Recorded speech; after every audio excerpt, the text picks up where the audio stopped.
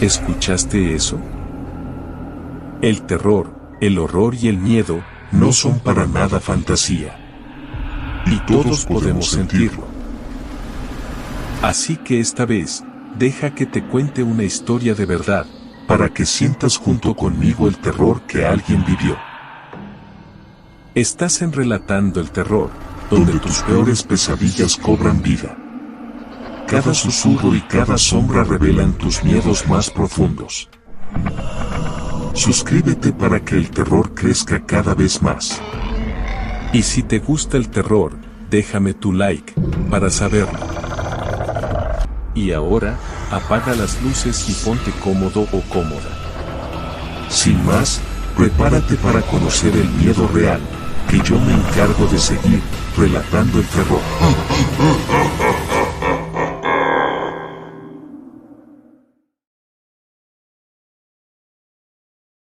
El ritual de la familia Pérez. Me llamo Elena Martínez. Soy médico forense en Chiapas. He visto la muerte en todas sus formas, la accidental, la violenta, la patológica. Uno cree que después de años de lidiar con cadáveres, nada puede sorprenderte. Estaba equivocada. Todo comenzó con el caso de la familia Pérez. Los encontraron muertos en su casa, una finca aislada a las afueras de San Cristóbal de las Casas. El padre, la madre y sus 2 hijos. La policía me llamó de inmediato por la peculiaridad de la escena. Al llegar, la casa estaba acordonada. Un silencio denso envolvía el lugar, roto solo por el sonido de los grillos. El aire olía a humedad y a algo más, un aroma dulzón y nauseabundo que no pude identificar en ese momento. Dentro, el panorama era dantesco. Los cuerpos estaban dispuestos en círculo en el salón principal, alrededor de una figura geométrica pintada en el suelo con lo que parecía ser sangre. Las paredes estaban cubiertas de símbolos extraños, garabatos que parecían sacados de un libro antiguo de ocultismo. El padre, José Pérez, estaba sentado con las piernas cruzadas, con los ojos desorbitados y una expresión de terror congelada en el rostro. La madre, María Elena, yacía a su lado, abrazada a sus 2 hijos, Sofía y Mateo. Los niños tenían los ojos cerrados, pero sus rostros reflejaban el mismo horror que el de sus padres. Mi trabajo era determinar la causa de la muerte. La autopsia reveló algo perturbador. Los 4 habían muerto de un paro cardíaco, pero no había signos de violencia física, ni rastros de veneno o sustancias tóxicas en sus cuerpos. Era como si el miedo los hubiera matado. En los días siguientes, me obsesioné con el caso. Revisé una y otra vez las fotos de la escena del crimen, analicé los símbolos en las paredes, busqué en libros de ocultismo alguna pista que me ayudara a entender lo que había sucedido. Encontré algo. Los símbolos coincidían con un antiguo ritual de invocación demoníaca, un ritual prohibido que se suponía que abría un portal a otra dimensión. La figura geométrica en el suelo era el sello del demonio invocado. Al principio, lo descarté como una coincidencia. No creía en demonios ni en portales a otras dimensiones. Soy una científica, me baso en la evidencia, en los hechos. Pero cuanto más investigaba, más difícil me resultaba encontrar una explicación lógica. La policía tampoco tenía pistas. No había señales de allanamiento, ni motivos aparentes para el asesinato. La familia Pérez era una familia normal, sin enemigos conocidos. Un día, mientras revisaba los expedientes de la familia, encontré algo que me llamó la atención. José Pérez, el padre, había estado investigando sobre temas de ocultismo y demonología en Internet.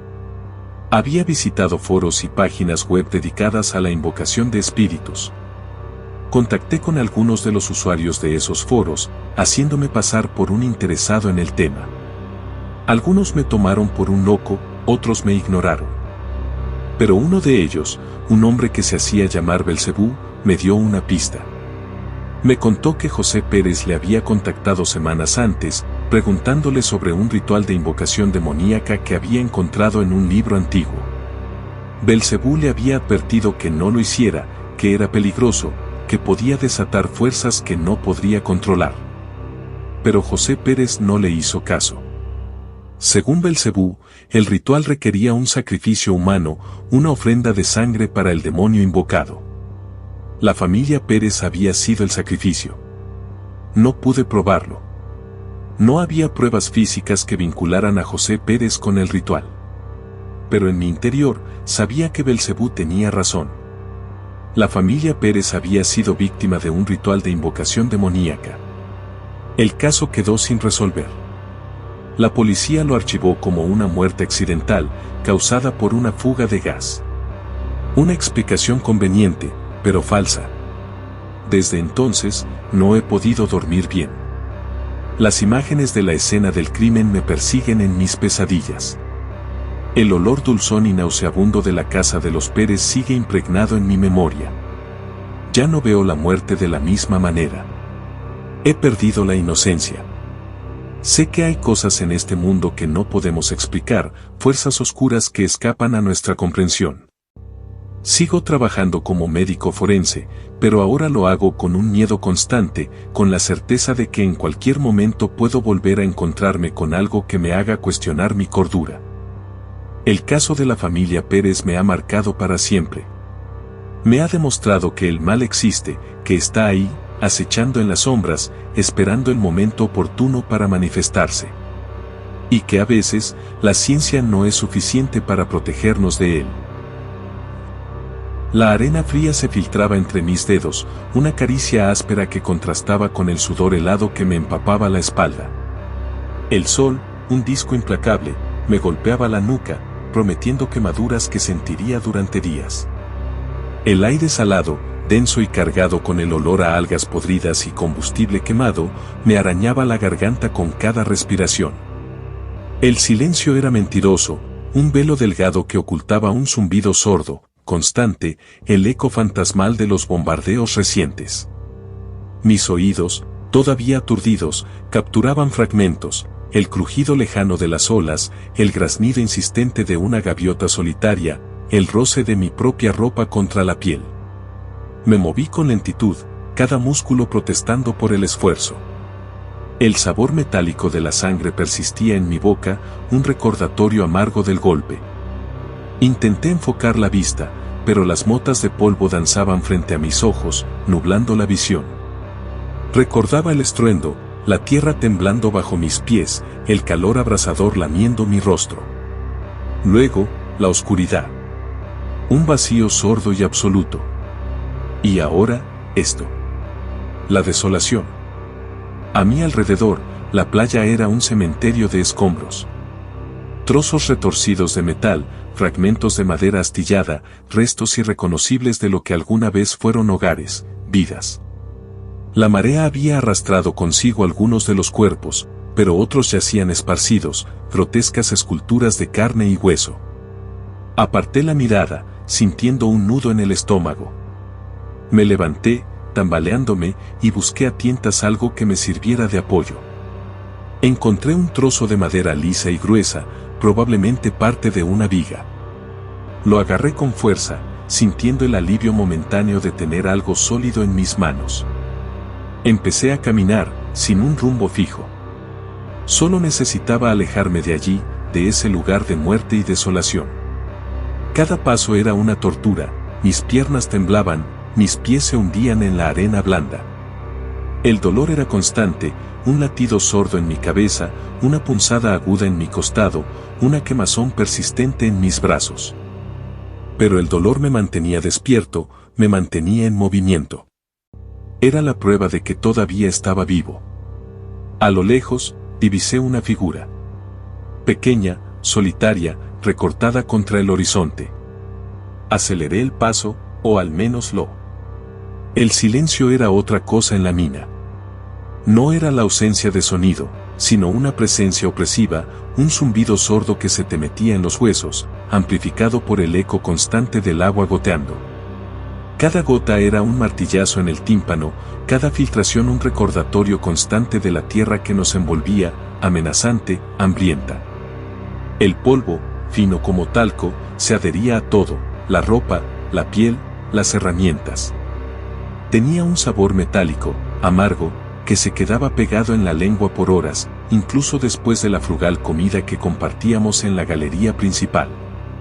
El pan, duro y reseco, sabía a humedad y a moho. La cecina, correosa y salada, era un festín relativo, la única fuente de proteína que teníamos a mano. Mordisqueábamos en silencio, cada uno perdido en sus pensamientos, evitando cruzar miradas. Sabíamos lo que pensaban los demás: hambre, cansancio, miedo. Miedo a la oscuridad, al derrumbe, a la enfermedad. Miedo a morir allí abajo, olvidados, convertidos en parte de la misma piedra que estábamos extrayendo. El agua, que bebíamos a regañadientes, era turbia y tibia. Sabía a tierra y a óxido, pero era mejor que la sed. La racionábamos con cuidado, conscientes de que cada gota era un tesoro. Me frotaba la cara con ella, intentando despejarme, pero el cansancio era una losa pesada que me impedía pensar con claridad. Mis manos estaban agrietadas y cubiertas de callos. La piel, curtida por el polvo y el esfuerzo, se sentía áspera y reseca al tacto. Las uñas, rotas y sucias, eran un reflejo de la dureza de la vida en la mina. Sentía un dolor sordo en la espalda, un recuerdo constante de las horas que pasaba encorvado, picando la roca con el mazo y el cincel. El aire era pesado, viciado, cargado de polvo y de humedad. Costaba respirar, y sentía una opresión constante en el pecho. A veces, me entraba una tos seca y áspera que me sacudía el cuerpo entero, dejando un sabor metálico en la boca. La única luz provenía de las lámparas de carburo que llevábamos en los cascos. Emitían una luz amarillenta y parpadeante que apenas alcanzaba a iluminar unos pocos metros a la redonda. Las sombras danzaban a nuestro alrededor, convirtiendo las paredes de la mina en un laberinto de formas amenazantes. El olor del carburo quemado era penetrante y acre, otro recordatorio constante de nuestra precaria situación. A veces, cuando el silencio era más profundo, escuchaba ruidos extraños, crujidos, gemidos, chasquidos.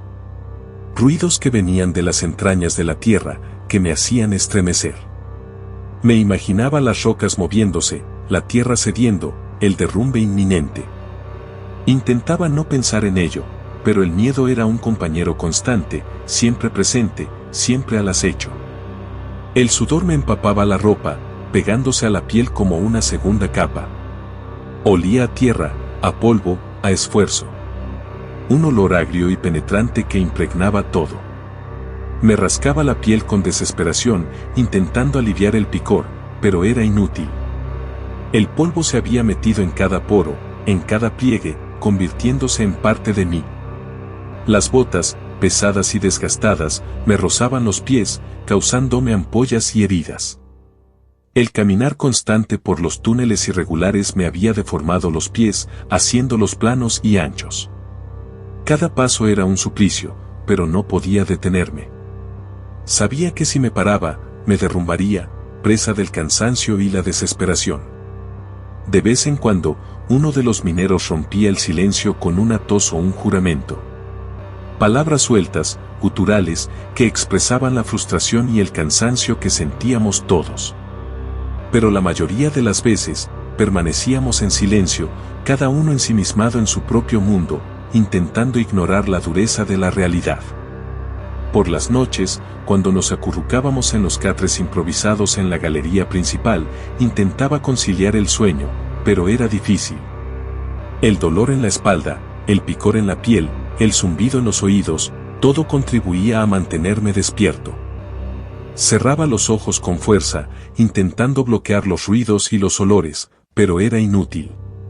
La mina me invadía por completo, penetrando en mis sueños, convirtiéndolos en pesadillas.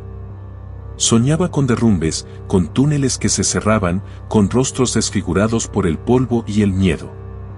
Soñaba con el sol, con el cielo azul, con el aire fresco. Soñaba con mi familia, con mi hogar, con una vida mejor. Pero al despertar, la realidad me golpeaba con fuerza, devolviéndome a la oscuridad y la miseria de la mina. La esperanza era un lujo que no podíamos permitirnos. Nos habíamos acostumbrado a vivir al día, sin pensar en el futuro, sin esperar nada. Sabíamos que nuestra vida era dura y precaria, pero era la única que conocíamos. Éramos mineros, y nuestra vida estaba ligada a la tierra, a la oscuridad, al polvo. Un día, mientras picaba la roca, sentí un cambio en la textura. La piedra se volvió más blanda, más fácil de romper. Sentí una corriente de aire fresco que me acarició la cara. Miré a mi compañero, y vi el brillo de la esperanza en sus ojos. Habíamos encontrado una veta. La noticia se extendió como la pólvora por la mina. Los mineros, exhaustos y desanimados, sintieron un nuevo impulso de energía.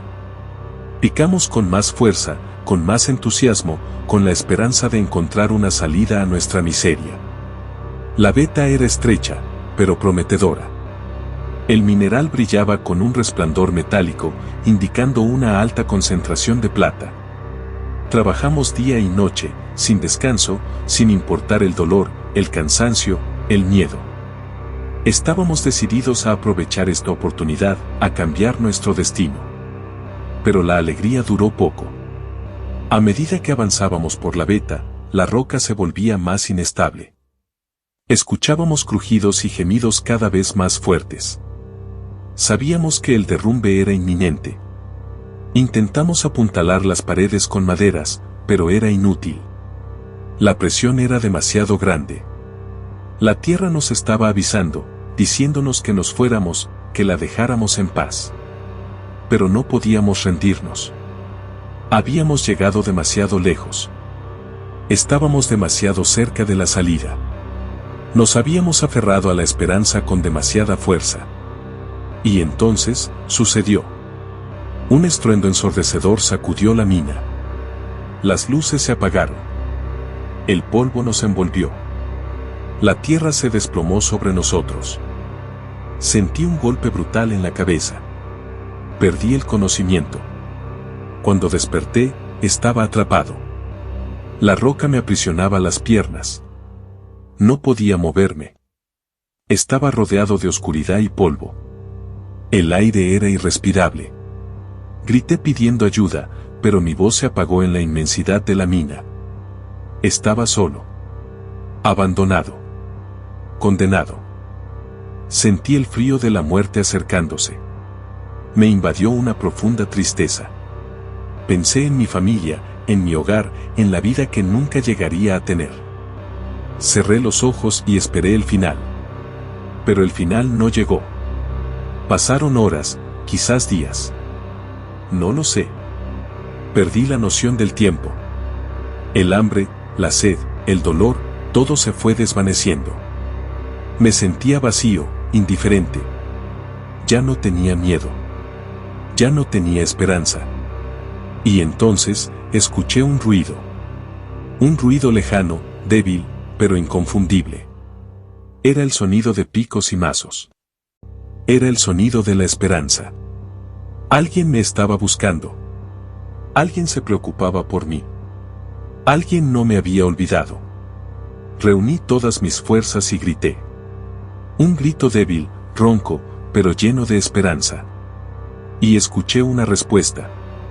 Una voz que venía de la oscuridad. Una voz que me decía que resistiera, que estaban cerca. Las horas siguientes fueron una tortura.